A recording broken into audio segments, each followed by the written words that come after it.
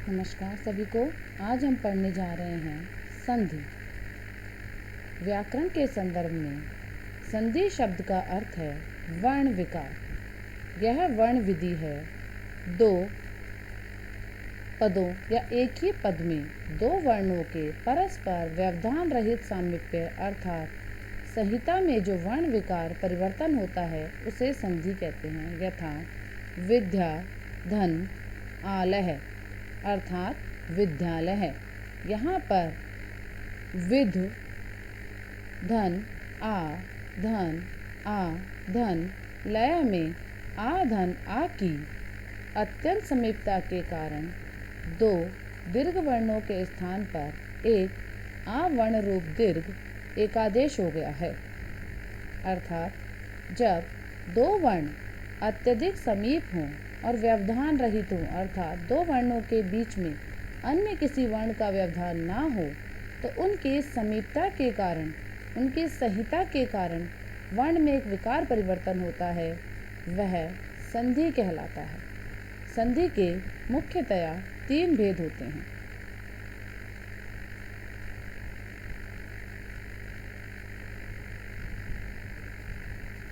स्वर संधि अर्थात अच संधि, व्यंजन संधि अर्थात हल संधि, विसर्ग संधि।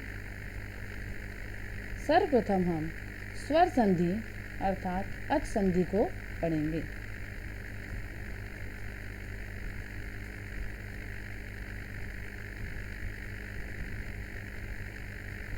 दो स्वर वर्णों की अत्यंत समीपता के कारण यथा प्राप्त वर्ण विकार को स्वर संधि कहते हैं। अर्थात जब दो स्वर वर्ण अत्यंत समीप आ जाते हैं उसकी वजह से वर्ण में कोई विकार परिवर्तन होता है और एक नवीन शब्द हमें दिखाई देता है तो उसे हम स्वर संधि कहते हैं। इसके भी भेद हैं। पहला भेद है दीर्घ संधि। अकह सवर्णे दीर्घ है, यह इसका सूत्र है। यदि ह्रस्व या दीर्घ ए ई उ तथा री वर्णों के पश्चात ह्रस्व या दीर्घ ए ई उ या री स्वर आए तो दोनों को मिलाकर क्रमशः आ ई उ तथा री हो जाते हैं। देखिए इसे यहाँ देखते हैं हम। ए या आ के साथ में ए या आ इनकी संहिता हो तो दीर्घ आ बनता है। छोटी ई या बड़ी ई धन ई इनकी संहिता हो तो बड़ा ई बनता है। उ धन उ हो तो बड़ा उ बनता है। री धन री हो तो बड़ा री बनता है। अर्थात यदि ए ई उ ये ह्रस्व या दीर्घ किसी भी प्रकार एक दूसरे से संहिता करें तो दीर्घ स्वर बनता है, यही दीर्घ संधि कहलाती है। हम उदाहरण देखेंगे। पुस्तक धन आलय है। यहाँ पुस्तक में अंतिम वर्ण जो क है, क में ए की ध्वनि है अर्थात यहाँ ए है, उसकी संधि उसका वर्ण परिवर्तन हम आ के साथ में करते हैं तो एक साथ बनता है पुस्तकालय। क में स्थित ए और आलय का आ दोनों मिलकर संधि बनाते हैं दीर्घ और एक दीर्घ आदेश हो जाता है आ पुस्तकालय। देव धन आशीष है। देव के अंत में वै में स्थित ए और आशीष का आ, ए और आ मिलके संधि बनाते हैं आ। एक साथ एकादेश करके हम बोलते हैं देवाशीष है। कुछ और उदाहरण हम देखते हैं यहाँ।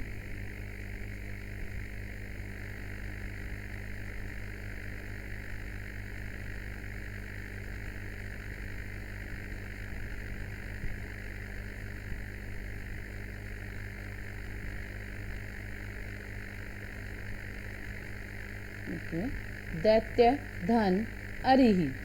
य में स्थित ए और सामने स्थित अरि का अह दोनों मिलकर दीर्घ होते हैं दैत्यारी। इसी प्रकार हम देखते हैं गिरि धन इंद्र। गिरी में र में स्थित ई की छोटी ई की मात्रा और सम्मुख स्थित ई दोनों मिलकर बड़ी ई बनाते हैं और एकादेश होता है गिरिंद्र है। कपि धन ईश है, यहाँ छोटी ई और सामने स्थित बड़ी ई दोनों व्यवधान रहित मिलान है। जब इन दोनों वर्णों का मिलान करते हैं तो बनता है बड़ी ई और एकादेश होता है कपीश है। इसी प्रकार यहाँ सु धन उक्ति ही, सु में स्थित उ और उक्ति में स्थित उ दोनों मिलकर एक बड़ा उ बनाते हैं और कहलाता है सुक्ति ही। इस प्रकार जब दो वर्णों के मिलने से एक दीर्घ स्वर बनता है, दीर्घ स्वर को अपन जब एकादेश करते हैं तो वहाँ दीर्घ संधि कहलाती है। ग्री का उदाहरण देखते हैं। पितृ धन ऋणम, पितृ में त्रि में र है और सामने सम्मुख भी र है। जब पितृ और री मिलते हैं तो बड़ी री की मात्रा से मिलता है पितृणम। इस प्रकार यह दीर्घ संधि कहलाती है। स्वर संधि का अन्य भेद है गुण संधि। अब हम उसे पढ़ने जा रहे हैं।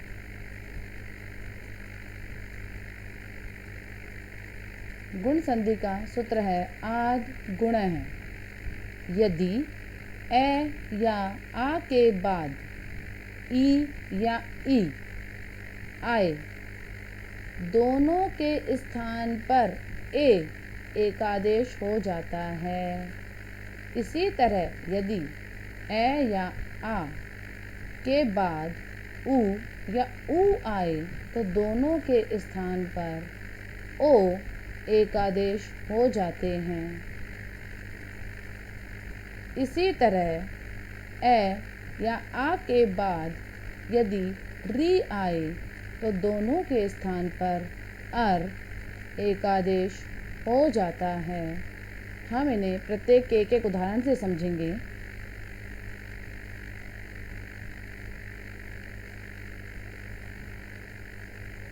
देखिए, ए या आ के बाद ई या ई आए तो ए बन जाता है। इसके कुछ उदाहरण हम देखते हैं।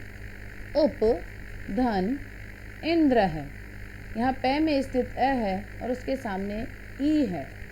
जब ए और ई आता है तो हमारा बन जाता है ए, और जब इनको हम एक साथ लिखते हैं तो कहलाता है उपेंद्र है। देव धन इंद्र है, ए और ई मिलकर बनता है ए और एक साथ लिखने पे आता है एकादेश होता है देवेंद्र है। महाधन ईश है, आ और ई एक साथ मिलके बनता है ए और यहाँ पे हम इसको बोलेंगे महेश है। इसी प्रकार अन्य उदाहरण हैं।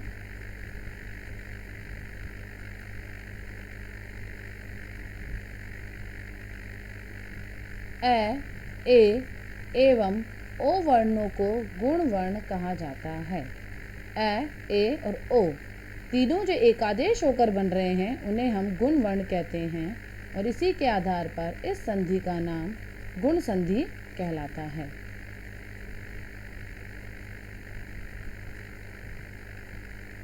ए या आ के साथ में जब उ या ऊ इनकी संधि होती है तो एक आदेश होता है ओ, अर्थात ओ गुण होता है।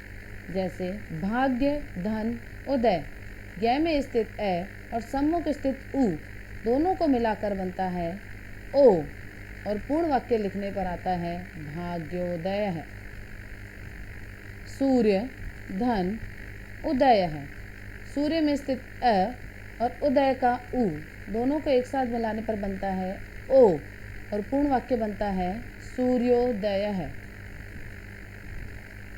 महा धन उत्सव, महा में स्थित आ और सम्मुख स्थित उ दोनों को एक साथ मिला के हम बोलते हैं महोत्सव है।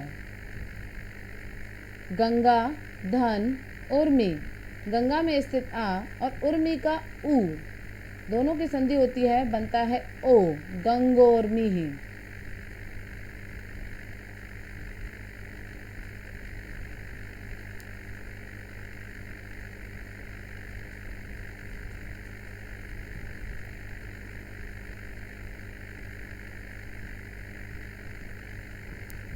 यहाँ हम री के कुछ उदाहरण देखते हैं गुण संधि में। अ, आ, धन, री, री। जब ये एक साथ मिलता है तो बनता है अर। देव, धन, ऋषि। देव में स्थित अ और सम्मुख स्थित री, दोनों को जब एक साथ मिलाते हैं तो अर के आदेश होता है और मिलाने से बनता है देवर्षि ही। अर का जो अ है वो आधे व में मिल जाएगा, क्योंकि व में से हमने अ को निकाला था, और र जब आधा रह जाएगा तो वो ऊपर मात्रा के साथ चला जाएगा, देवर्षि ही। इसी प्रकार ग्रीष्म ऋतु, तो एक साथ इसका आर आदेश होकर ग्रीष्म ऋतु। वर्षा ऋतु, वर्ष ऋतु। अब स्वर संधि का तीसरा भेद है वृद्धि संधि। वृद्धि संधि का सूत्र है वृद्धि रेचि। यदि ए या आ के बाद ए या ऐ आए तो दोनों के स्थान पर ऐ एकादेश हो जाता है। देखिए गुण में और इसमें एक ही अंतर है। गुण में ए या आ के बाद ई आ रहा था तो ए बन रहा था। यहाँ ए या आ के बाद ए ऐ आएगा तो ऐ एकादेश होगा। इसी तरह ए या आ के बाद ओ या औ आए तो दोनों के स्थान पर औ एकादेश हो जाता है। एक एक करके उदाहरण देखेंगे। अ या आ के बाद ए ऐ आए तो ऐ बन जाता है। उदाहरण देखिए, मम, धन, एव। मम में है ए, मम में स्थित अ और सम्मुख स्थित ए, दोनों को मिला के ऐ बनेगा और एकादेश होगा ममेव। एक, धन, एकम। क में स्थित अ और ए, दोनों को मिला के एकादेश होगा ऐ, एकैकम।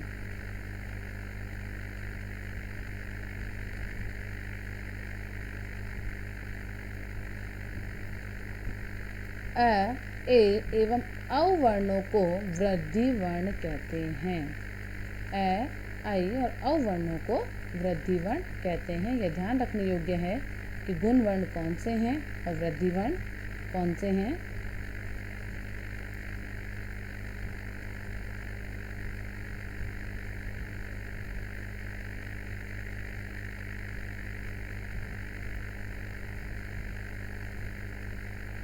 ऐ का और उदाहरण है देव, धन, ऐश्वर्यम। जब अ और ऐ इनकी संधि होगी तो एकादेश के रूप में वृद्धि होगा ऐ, दैवैश्वर्यम। आत्म, धन, ऐक्यम। मैं और ऐ, एकादेश होगा वृद्धि का ऐ, आत्मैक्यम। अन्य उदाहरण अन्य देखते हैं हम।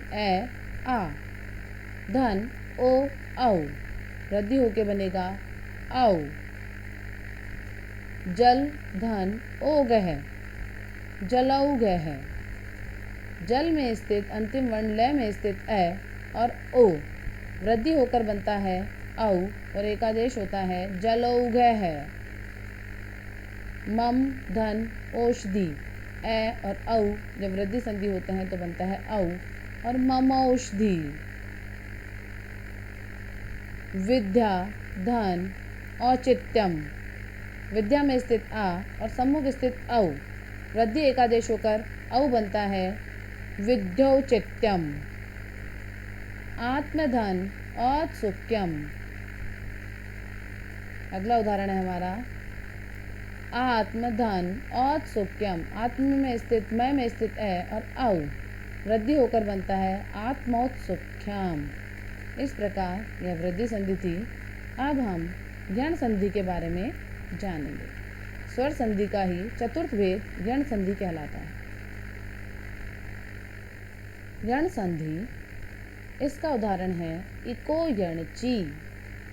एक अर्थात जो हमने माहेश्वर सूत्र पढ़े हैं, उन माहेश्वर सूत्रों में एक प्रत्याहार के अंदर आने वाले ई, उ, री और ली, एक प्रत्याहार में आने वाले ई, उ, री के स्थान पर यण अर्थात यण प्रत्याहार में आने वाले, माहेश्वर सूत्रों के ही यण प्रत्याहार में आने वाले य, व, र, ल, हो जाता है।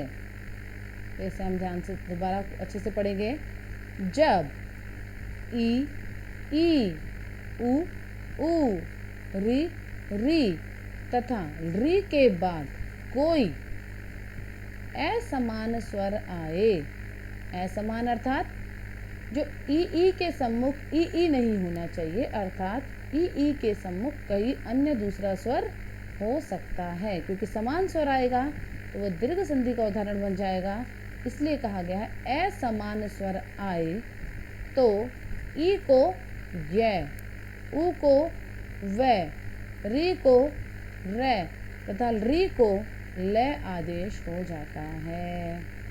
अर्थात एक बार पुनः ई, उ, री तथा री के बाद असमान स्वर आए। देखिए हम बार बार कह रहे हैं असमान स्वर, क्योंकि समान स्वर आने पर वह दीर्घ संधि बन जाती है और जब इन वर्णों के सामने असमान स्वर आता है तो वह यण संधि में परिवर्तन हो जाता है। उदाहरण हम देखते हैं। यदि, धन, अपि।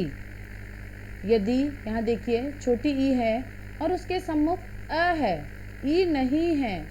यदि के सम्मुख कोई ई वर्ण होता तो वह दीर्घ संधि का उदाहरण बनता, लेकिन यहाँ पर अ है अर्थात असमान स्वर है। असमान अर्थात ई जैसा नहीं है, तो यण संधि का उदाहरण बनेगा। ई के स्थान पर यह बन जाएगा और आधा द जो शेष रहेगा वो यह में मिल जाएगा, तो बनेगा यद्यपि। इति, धन, आदि। इति तय में स्थित ई और आ, तो आ के स्थान पर बन जाएगा, ई के स्थान पर बन जाएगा यह और आ उसमें मिल जाएगा इत्यादि। अति, धन, आचार्य है। यहाँ ई है, ई के स्थान पर यह बन जाएगा, तय हमारा आधा रह जाएगा और वर्ण बनेगा अत्याचार है। यह जो वर्ण है उसमें पीछे वाला स्वर जो है वो मिल जाएगा, तो यह बन जाएगा अत्याचार है।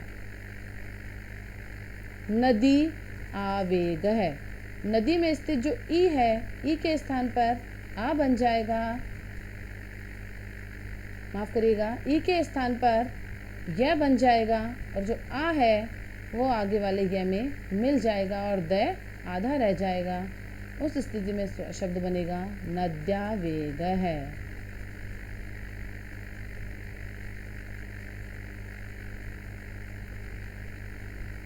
सखी, धन, ऐश्वर्यम।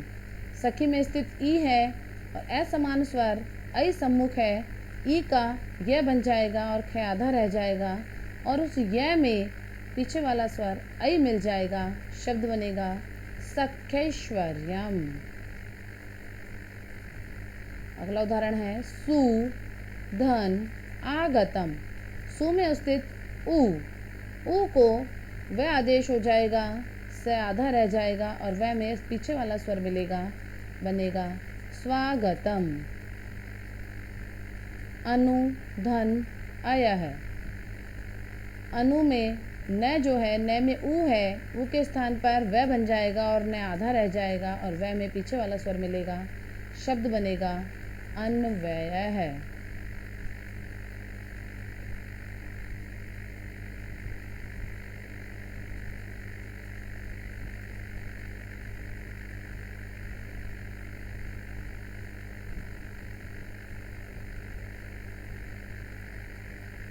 हम री का उदाहरण देखेंगे। पितृ, धन, आदेश है।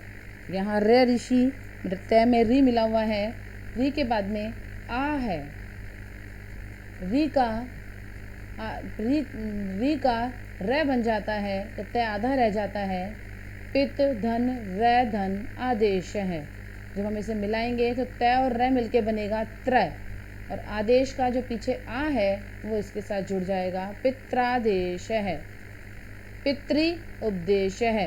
री का रह जाएगा, तय और र मिलके त्रय बनेगा और पीछे स्थित उ है वह इसके साथ जुड़ जाएगा, पितृपदेश है।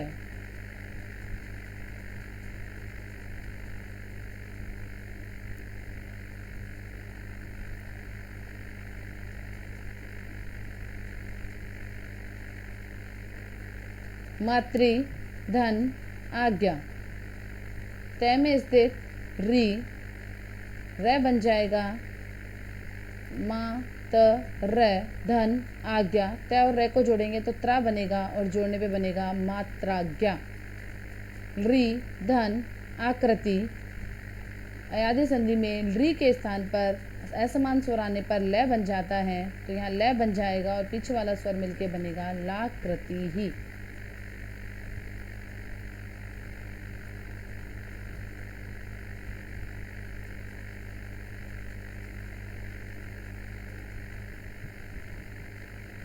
स्वर संधि का पंचम भेद है अयादि संधि, एचो अयवा यावह। जब ए ऐ ओ तथा औ के बाद कोई स्वर आए तो कोई भी स्वर आए, देखिए यहाँ किसी समान असमान की बात ना करके इन्होंने कहा कोई भी स्वर आए तो ए को अय, ए को अय, ओ ऐ को आय, ऐ को आय, ओ को अव, ओ को अव तथा औ को आव आदेश, औ को आव आदेश हो जाता है। आव आदेश का तात्पर्य है कि वो वर्ण वहाँ से हट जाएगा, यदि कहीं ए वर्ण है तो हट जाएगा और उसके स्थान पर अय वर्ण आ जाएगा, ऐ स्थान पर आय वर्ण आ जाएगा और औ के स्थान पर औ तथा औ के स्थान पर आव आदेश हो जाएगा। इसे अयादी चतुष्टय के नाम से जाना जाता है। उदाहरण हम देखते हैं। ने धन अनम, ने में ए है, यहाँ जैसे ए हटेगा ए के स्थान पर अय आ जाएगा और न आधा रह जाएगा। जब हम उसे जोड़ेंगे तो न में जो पीछे अय का ए है वो मिलेगा न य, और य में ये वाला जो ए है वो मिलेगा और पूरा शब्द बनेगा नयनम। शे धन आनम, शे में स्थित ए को अय आदेश हो जाएगा और बनेगा शयनम। नई में स्थित ऐ को आय आदेश हो जाएगा और बनेगा नायक है। भो धन अनम, ओ को अव आदेश हो जाएगा और बनेगा भवनम। भानो धन ए, भानो ओ को अव आदेश हो जाएगा और बनेगा भानवे।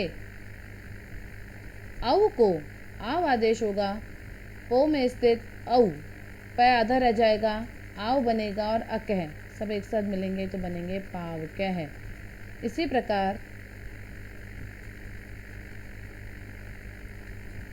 नौ धन इक है, यह जब मिलेगा तो बनेगा नाविक है।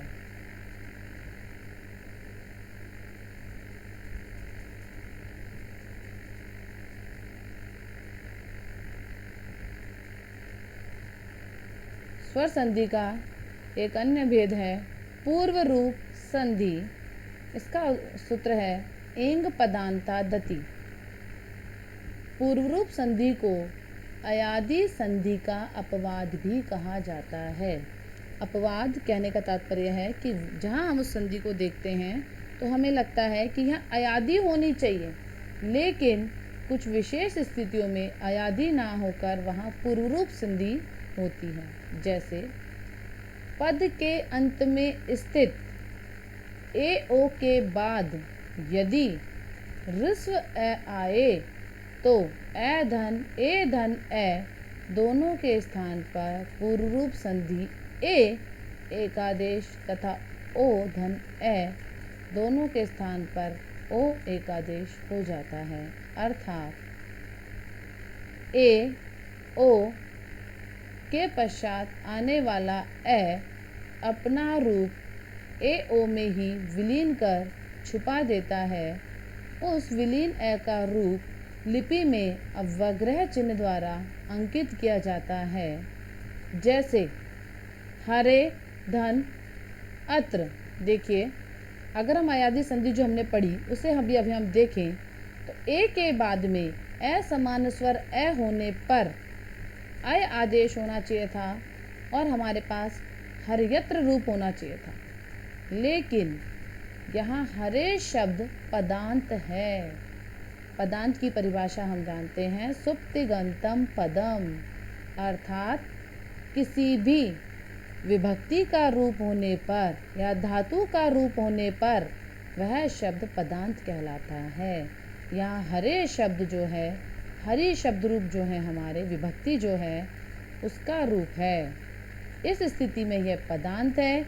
और पदांत ए के सम्मुख यदि ऋस्व अ आ जाए, आ नहीं ऋस्व अ आ जाए, तो यहाँ पूर्व रूप हो जाता है, अर्थात ए ही माना जाता है। इस ए का लोप हो जाता है और जहाँ इस ए का लोप होता है वहाँ यह चिन्ह लगा दिया जाता है। जैसे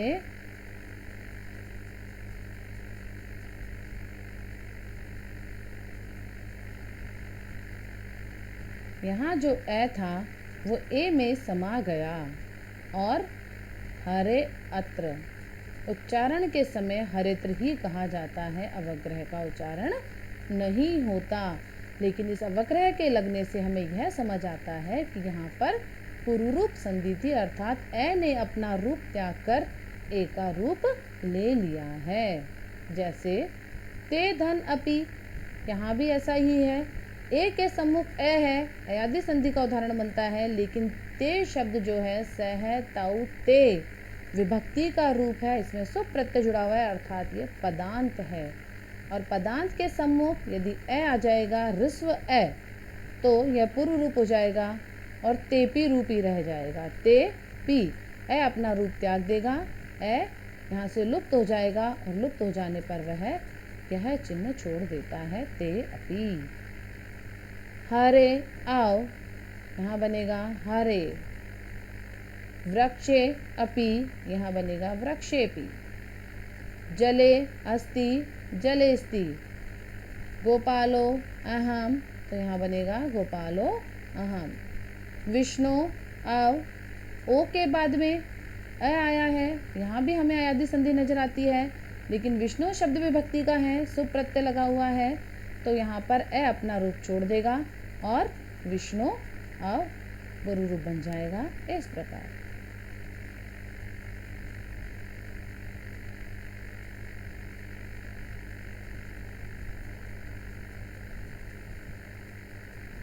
अन्य है एक उदाहरण, प्रकृति भाव। प्लुत प्रज्ञा अचि नित्यम। प्रकृति भाव का अर्थ है संधि करने का निषेध करना, अर्थात प्रकृत वर्णों में विकृति परिवर्तन न करके उन्हें ज्यों का त्यों बनाए रखना। वस्तुतः इसे संधि का भेद न कहकर संधि का अभाव ही कहना चाहिए, क्योंकि संधि नियम के लागू होने की स्थिति में भी संधि कार्य नहीं होता। यदि कोई वर्ण प्लुत या प्रज्ञा संज्ञक होता है और उसके बाद अच आता है, तो प्लुत एवं प्रज्ञा वर्णों का संधि न होने पर प्रकृति भाव कहलाता है। देखिए, इसमें कहा गया है कि प्लुत और प्रज्ञा, इन दो वर्णों के अंदर कोई संधि भाव नहीं होता। आपको संधि जैसे परिवर्तन करना दिखाई देंगे, संधि के पूर्ण नियम दिखाई देंगे, लेकिन आप इस स्थान पर संधि नहीं करेंगे। अब सभी के मन में एक विचार आता है कि प्लुत और प्रज्ञा है क्या। देखिए, प्लुत के बारे में हम जानते हैं कि जब किसी वर्ण का अत्यधिक उच्चता से उच्चारण किया जाता है तो वो प्लुत कहलाते हैं। ठीक है, उससे पहले हम यहाँ पर प्रज्ञा को समझते हैं। प्रज्ञा संज्ञा, ई दूदे द्विवचनम प्रज्ञाम और अदसो मात, ये दो सूत्र हैं जो हमें प्रज्ञा संज्ञा बताते हैं। इदंत, जिसके अंत में बड़ी ई आ जाता है, उदंत, जिसके अंत में बड़ा उ आ जाता है, तथा एदंत, एदंत शब्द जो हैं वो द्विवचन रूपों की प्रज्ञा संज्ञा होती है, अर्थात ऐसे द्विवचन जिसके अंत में बड़ी ई, बड़ा उ अथवा ए होता है, उनकी प्रज्ञा संज्ञा होती है। द्विवचन के वे रूप जिनके अंत में बड़ी ई या बड़ा उ आ जाए। द्विवचन यानी शब्द रूप जब हम पढ़ते हैं तो जिनमें बड़ी ई और बड़ा उ आ जाता है, वहाँ पर उनकी प्रज्ञा संज्ञा हो जाती है और उसके बाद प्रज्ञा संज्ञा होने पर उनके बीच में किसी भी प्रकार की संधि नहीं होती है। जैसे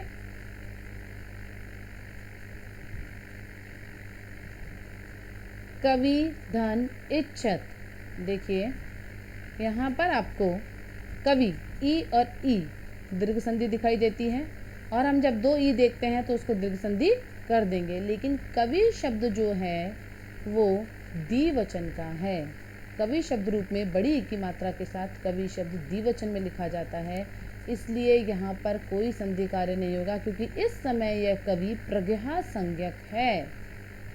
इसी प्रकार विष्णु धन इमो, उ के सम्मुख यदि ई आ जाता है, असमान स्वर होने पर हम इसको यण संधि का उदाहरण मानते हैं, यह यण संधि का उदाहरण है। लेकिन विष्णु शब्द द्विवचनांत है और उकारांत बड़े उ की मात्रा वाला द्विवचनांत है, इसलिए यहाँ पर यह भी प्रज्ञा संज्ञक है, यहाँ पर संधि कार्य नहीं होगा।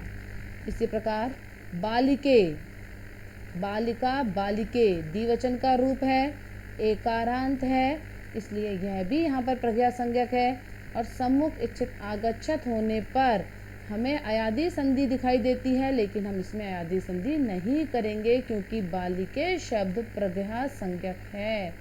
और ऊपर वाले उदाहरण में हमने यही पढ़ा कि यदि कोई प्रज्ञा संज्ञक शब्द है तो उसके साथ संधि कार्य नहीं होगा। देखिए यहाँ देखते हैं हम, यहाँ पर कवि, विष्णु तथा बालिके ये क्रमशः इकारांत, उकारांत तथा एकारांत द्विवचन के रूप होने के कारण प्रज्ञा संज्ञक हैं। अतः यहाँ किसी भी प्रकार की संधि नहीं होते, इसलिए ये कवि इच्छत, विष्णु इमो और बालिके आगच्छत रूप में ही रहेंगे, ना कि कविच्छत आदि अन्य संधि कार्य जो हमें दिखाई दे रहे हैं वो इसमें होंगे, वो संधि कार्य इसमें नहीं होंगे। उसी प्रकार अदश शब्द के मैं के बाद में ई या उ आए, अदश शब्द के रूप चलते हैं हमारे पास में। अदश शब्द के रूप में मैं के बाद में बड़ी ई या बड़ा उ आ जाए तो वहां भी प्रज्ञा संज्ञा होती है। जैसे अमी धन ईशा, अदश शब्द का रूप है अमी, अमी में ई की बड़ी ई की मात्रा है, उसके आगे यहाँ पे ई है, दीर्घ संधि दिखाई देता है, लेकिन नहीं, क्योंकि ये अदश शब्द के मैं के बाद में आया हुआ ही ई है तो यह प्रज्ञा संज्ञक है, यहाँ पर संधि कार्य नहीं होगा। उसी प्रकार अमू धन आस्ते, अमू का भी यही है, बड़े उ की मात्रा वाला अदश शब्द है, अतः यहाँ भी संधि कार्य नहीं होगा। अमी तथा अमु प्रज्ञा संज्ञक हैं, किसी प्रकार की संधि इसमें नहीं होगी। प्लुत वर्णों में भी प्रकृति भाव का उदाहरण है, हमने पहले भी पढ़ा। प्रकृति भाव मतलब संधि कार्य नहीं होना। जैसे एहि कृष्ण अत्र गौरश्चरति, हमने बताया था अभी कि प्लुत संज्ञक वर्ण वे होते हैं जब स्वरों का अति जोर से उच्चारण किया जाता है और उसके आगे इस प्रकार का चिन्ह लग जाता है तो प्लुत संज्ञक कहलाते हैं। यहाँ पर भी संधि कार्य नहीं होगा। देखिए कृष्ण और अत्र, यहाँ हमें ए और ए आ दीर्घ संधि का उदाहरण दिखाई देता है, लेकिन हम यहाँ दीर्घ संधि नहीं करेंगे क्योंकि कृष्ण शब्द प्लुत संज्ञा विधायक है और जहाँ प्लुत संज्ञा हो जाती है, प्लुत संज्ञा परक है, जहाँ प्लुत संज्ञा होती है वहाँ संधि नहीं होती। देखिए यहाँ पढ़ते हैं, यहाँ पर ए धन ए में दीर्घ संधि नहीं हुई क्योंकि संबोधन पद कृष्ण में अ प्लुत है। इस प्रकार हमने एक सूत्र और पढ़ा, प्लुत प्रज्ञा अचि नित्यम। इसका तात्पर्य है कि प्लुत में प्रज्ञा संज्ञक शब्दों में कभी भी संधि कार्य नहीं होता है, प्रकृति भाव रहता है, उसे हम संधि कार्य नहीं करते हैं। एक अन्य संधि का भेद है, स्वर संधि का अन्य भेद है पर रूप संधि। सूत्र है एंगी पर रूपम। उपसर्ग के ए के पश्चात, देखिए उपसर्ग, कोई ऐसा उपसर्ग जिसमें ए आता हो, उसके पश्चात यदि ए आए या ओ आए तो उनके पर रूप एक आदेश हो जाता है। एक संधि हमने पढ़ी थी पूर्व रूप, पहले वाले जैसा आदेश हो जाता है। यहाँ हम पढ़ रहे हैं पर रूप, कि संधि में जो बाद वाला शब्द है पहले वाला रूप अपना छोड़कर बाद वाले रूप जैसा हो जाएगा। इस पर रूप संधि को वृद्धि संधि का अपवाद भी कहा जाता है। पर रूप कार्य से तात्पर्य है कि जब पूर्व पद का अंतिम वर्ण अगले शब्द के आदि वर्ण के समान होकर उसमें मिल जाए, जैसे प्र धन एजते। देखिए प्र एक उपसर्ग है और प्र उपसर्ग में अंत में अ है, प्र ए बोल रहा है और उसके आगे ए आ जाए। हमने अभी कहा कि ए उपसर्ग के पश्चात यदि ए आ जाए तो पर रूप एक आदेश हो जाता है। यहाँ ए और ए दो स्वर थे, लेकिन पहले वाला ए जो है अपना रूप छोड़ देगा और ए में मिल जाएगा और वो ए जैसा हो जाएगा, तो शब्द बनेगा प्रेजते। जैसे वृद्धि कार्य हो सकता था प्रैजते, यह बन सकता था वृद्धि संधि का उदाहरण, लेकिन ए वर्ण वाले उपसर्ग होने की वजह से यहाँ पर रूप संधि का उदाहरण बनेगा। देखिए, लेकिन प्र में स्थित ए की स्थिति ए में मिल गई है, अर्थात ए धन ए, इन दोनों के स्थान पर ए एक आदेश हो गया है।